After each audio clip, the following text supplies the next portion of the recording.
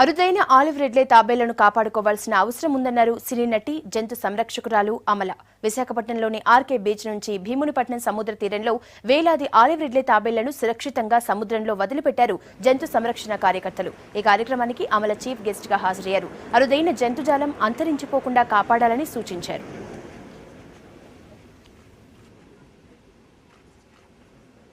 తాంబేల్ని సంరక్షణ చేయాలంటే కొంచెం హ్యాచింగ్ సీజన్లో ఇటువంటి స్ట్రీట్ లైట్స్ని కొంచెం తగ్గించాలి. లేదంటే పిల్లలు ఇటువైపు వచ్చేస్తుంది, రివర్స్ సీలో వెళ్ళకుండా మనిషి ఉండే చోట్లో వెళ్ళిపోతుంది. కొంచెం లైటింగ్ ఎక్కువగా ఉంది, అదే బాధ.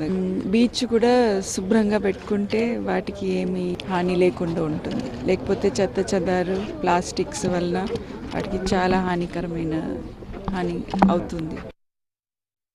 తాంబేల్ని సంరక్షణ చేయాలంటే కొంచెం హ్యాచింగ్ సీజన్లో ఇటువంటి స్ట్రీట్ లైట్స్ని కొంచెం తగ్గించాలి.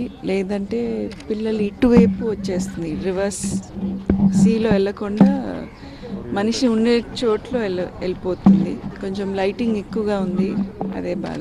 బీచ్ కూడా శుభ్రంగా పెట్టుకుంటే వాటికి ఏమీ హాని లేకుండా ఉంటుంది. లేకపోతే చెత్త చెదారు ప్లాస్టిక్స్ వలన వాటికి చాలా హానికరమైన